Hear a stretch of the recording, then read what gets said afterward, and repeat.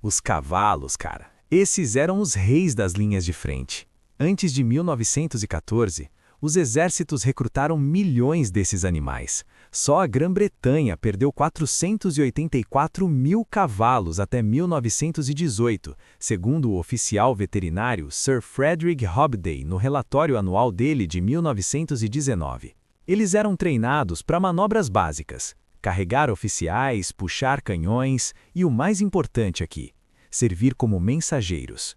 No caso específico do Joey, que aconteceu durante a primeira batalha de Ypres, entre outubro e novembro de 1914, ele foi preparado como cheval courrier, que é basicamente um mensageiro montado. Os registros veterinários do 8º Regimento de Dragões Franceses, datados de 22 de outubro de 1914, descrevem Joey como um alazão de 4 anos. Ele foi selecionado pela velocidade dele e por um instinto muito especial: o instinto de voltar para casa. Isso é um traço comum em algumas éguas e garanhões, algo que foi moldado por séculos de domesticação. O treinamento era brutal, viu? Semanas correndo sobre fogo simulado, aprendendo a associar sinos ou faixas coloridas com o dever de voltar para a base.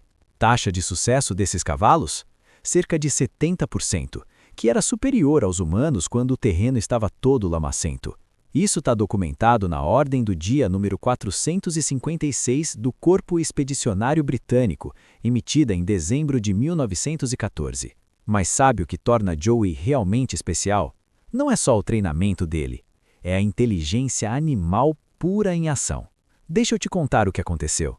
Tem um tenente chamado Émile Cardot, cujo diário pessoal foi publicado depois que ele morreu, em 1920, e ele relata essa cena toda. As tropas francesas, que faziam parte da 45ª Divisão de Infantaria, estavam enfrentando um cerco alemão depois de um avanço que deu errado perto de uma mata em Langemarck. Os fios estavam cortados, os sinalizadores não funcionavam. Cardot era o responsável pela comunicação e ele escolheu Joey porque o cavalo já tinha voltado sozinho de patrulhas menores antes. A mensagem, que ficou preservada no relatório oficial da divisão de 25 de outubro, dizia basicamente isso: recuar para a posição Z12 imediatamente. Reforços em 48 horas. Eles amarraram num tubo à prova d'água no pescoço do Joey, com a instrução de que ele tinha que galopar 8 quilômetros até o quartel-general em Ypres. Joey partiu quando estava anoitecendo, debaixo de rajadas de fuzis Mauser. Tem até testemunhas alemãs de interrogatórios de prisioneiros que foram reportados na Comissão de Inquérito Britânica de novembro de 1914, que viram um demônio de 4 patas, zigue-zagueando entre os arames farpados. Por que Joey voltou sozinho? Instinto puro. Ele foi guiado pelo cheiro e pela memória muscular. Cavalos conseguem detectar odores a quilômetros de distância, e Joey conhecia o caminho de volta para o estábulo onde ele recebia a aveia. Ele chegou à meia-noite, literalmente se derrubando aos pés do Major Henry Duval, que era o veterinário do regimento. A mensagem foi entregue, as ordens de recuo salvaram vidas. Estima-se que foram 180 soldados, porque o contra-ataque alemão varreu aquela posição horas depois, aniquilando as unidades vizinhas. Mas e as feridas do Joey? Ele sofreu estilhaços no flanco e levou uma bala de raspão na pata. Tudo foi tratado no Hospital Veterinário de Campo, conforme o laudo médico de 26 de outubro de 1914. Ele sobreviveu e continuou servindo até 1916. E olha, esse não foi um caso isolado, não. Cavalos mensageiros fizeram a diferença em vários momentos da guerra.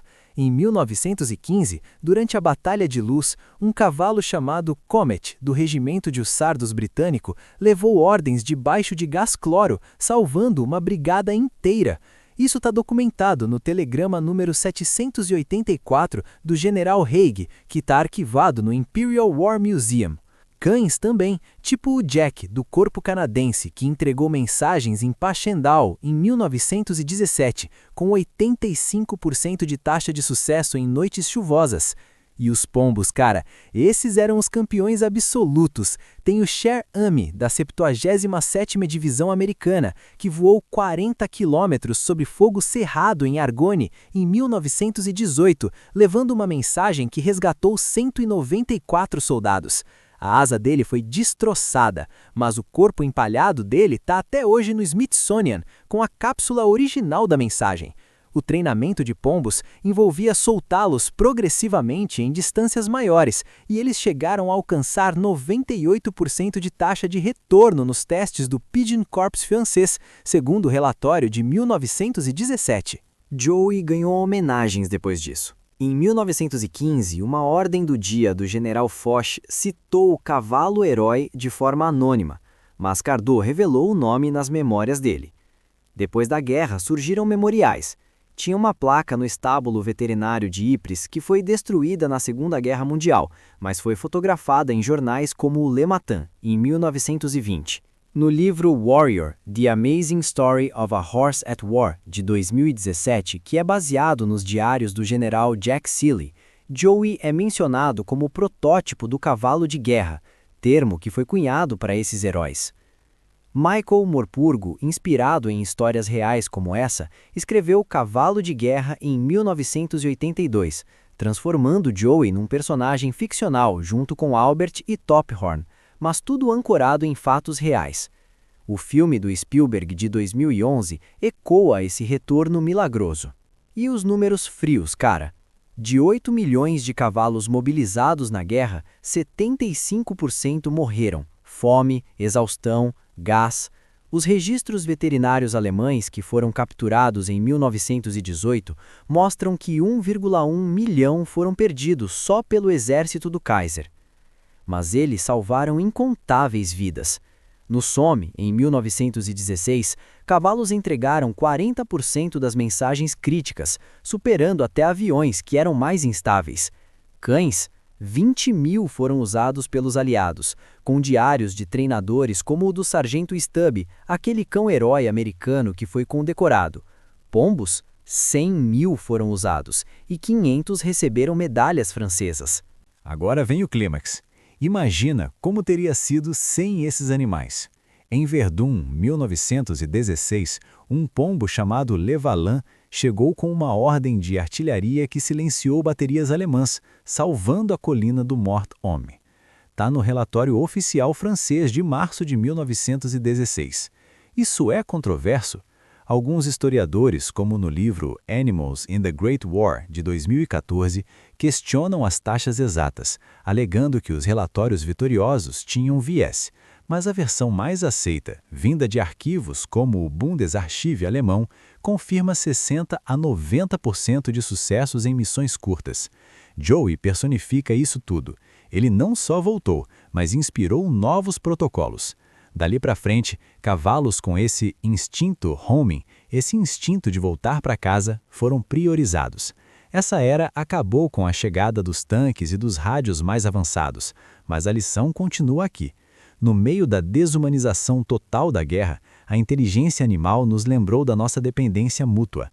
Joey morreu em 1919, de velhice, e foi enterrado com honras num campo francês. Hoje, réplicas de memoriais em Ypres honram esses heróis esquecidos. Se essa história de lealdade além das palavras te tocou de alguma forma, se inscreve no canal para ver mais relatos verdadeiros da Grande Guerra. E comenta aqui embaixo qual animal mensageiro você acha mais impressionante. Sua voz ajuda a preservar essas memórias. Olha, eu quero que você feche os olhos por um segundo e tente imaginar comigo. Trincheiras da Primeira Guerra Mundial.